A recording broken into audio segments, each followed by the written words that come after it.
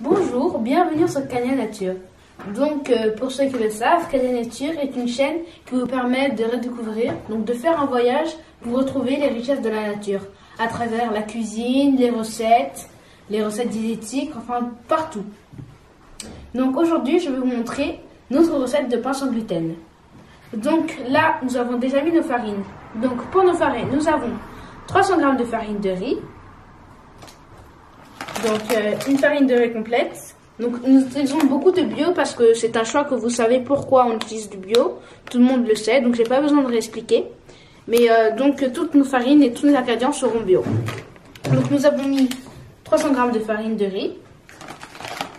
Nous avons aussi mis 150 g de farine de sarrasin. Donc, comme vous la voyez ici, c'est toujours une farine de sarrasin complète. C'est toujours bio aussi et c'est toujours de la farine locale. Donc nous avons déjà mis dedans.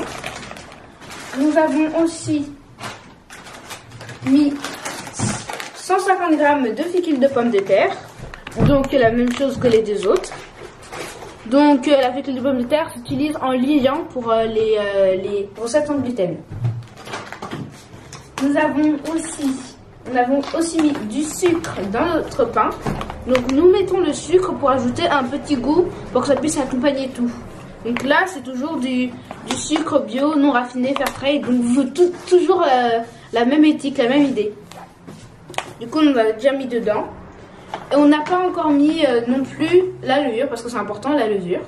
Donc c'est toujours de la levure de boulanger déshydratée. Vous voyez bien que ce soit bio et sans gluten. Donc là, comme pour notre recette, nous avons besoin de 2 sachets de levure.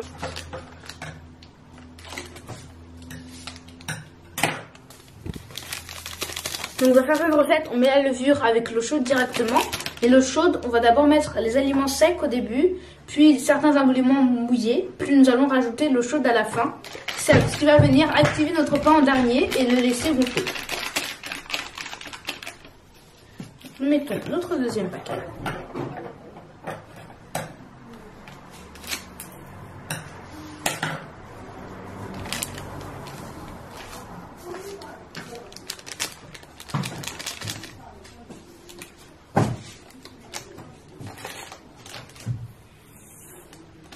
Et on rajoute bien sûr notre sel. Donc là ça dépend des goûts, mais souvent nous on met 2 à 3 poignées de sel. Donc enfin poignées. Enfin des trucs comme ça. Bon, on peut en mettre une après. Donc c'est selon le goût. Donc là je vais en mettre une et demie.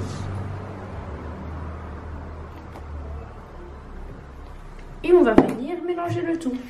Même si c'est sec, il faut d'abord que le mélange avant d'ajouter les éléments mouillés soit homogène. Nous rajoutons aussi des copeaux de coco. Donc c'est pour ajouter de l'exotisme dans le pain. Voilà.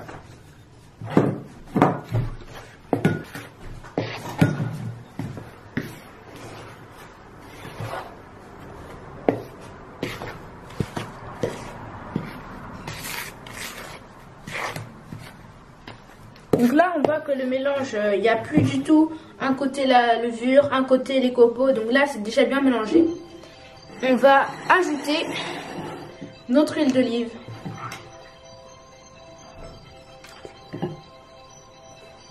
Donc, nous allons mettre 6 cuillères à soupe d'huile d'olive.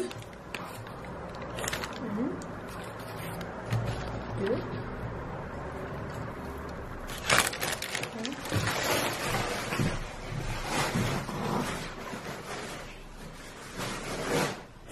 5. Et puis la 6e.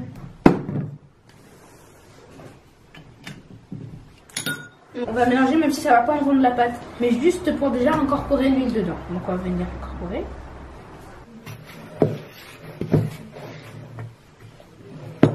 Et on va faire un puits pour venir incorporer l'eau tiédie. Parce que si l'eau est trop chaude non plus, ça va déjà cuire le pain et ça ne va pas gonfler, ça ne va pas cuire à l'intérieur. Donc on met, dans cette recette, on va mettre 1350 millilitres d'eau, du coup 1 litre 350. Donc on a triplé la recette. Donc si vous voulez avoir un pain plus petit. Si vous voulez avoir un pain, parce que là ça va faire une recette de 2 à 3 pains, Si vous voulez avoir un pain, vous pouvez juste diviser par 3. Donc là, on va mettre l'eau.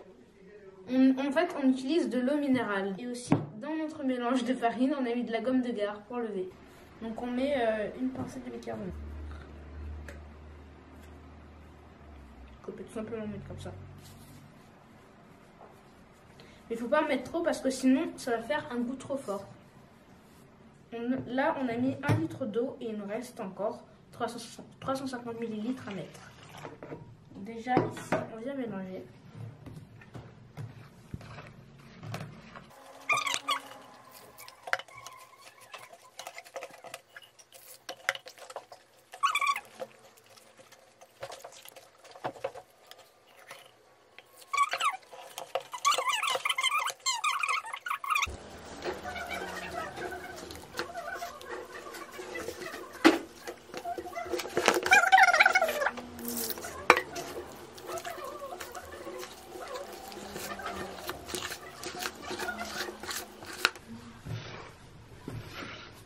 Il faut bien vérifier qu'au fond, il n'y ait plus du tout de farine. Donc là, au fond, il y avait encore de la farine.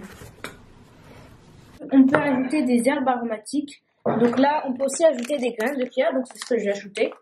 Donc il faut en ajouter en quantité. On vient mélanger. Donc maintenant, on peut aussi ajouter des herbes aromatiques. Donc on peut ajouter du romarin, de l'origan, donc plein d'herbes comme ça. On peut aussi ajouter des feuilles d'olivier par exemple.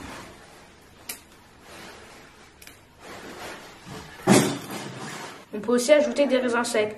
Donc c'est ce que vous voulez. Vous pouvez même acheter des pépites de chocolat si vous voulez. Donc je vais mettre... Nous là on va plutôt mettre des herbes aromatiques pour pouvoir garnir de tout quand notre pain sera cuit. On peut aussi mettre des noix, des noisettes, ou des noix du Brésil, ou des amandes. Après, la pâte est finie. Donc là, on met nos herbes aromatiques.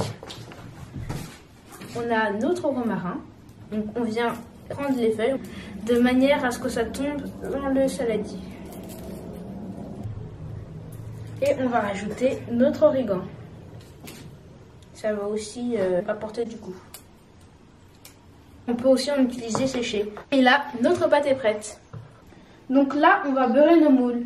On va beurrer nos moules avec de l'huile de coco. Du coup, on va pas vraiment les beurrer. Si vous voulez pas vous salir les doigts, vous pouvez aussi prendre un mouchoir et étaler dessus.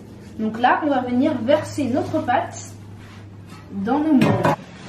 Donc, on va venir verser la pâte.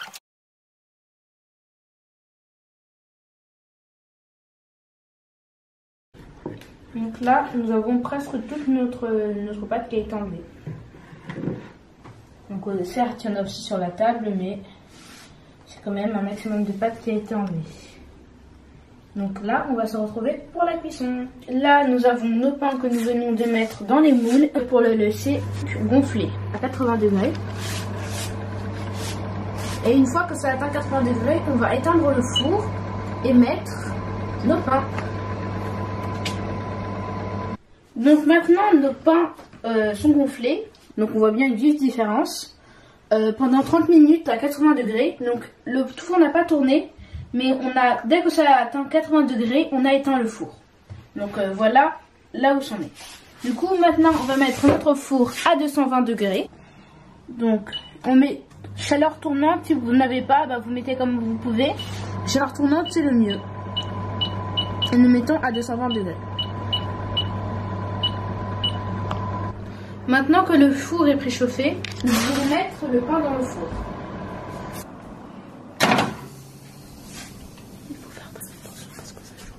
Donc là, la durée sera de 45 minutes puisque nous avons mis 2 pains en même temps.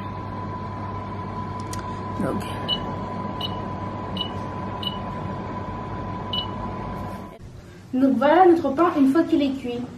Donc on a remonté un peu de menthe, de fleur de souci. Si ça arrive, ça ne se démoule pas tout seul, vous passez juste avec un couteau et du coup, c'est démoulé. Du coup, en tout cas, ça sent très bon. Donc on va voir la texture du pain une fois le pain découpé. Donc une fois le pain coupé, on peut voir la mie à l'intérieur. Donc il est bien aéré et on voit les petites graines de chia blanc et aussi les copeaux de coco. Donc merci d'avoir regardé cette vidéo et n'hésitez pas à liker. Au revoir!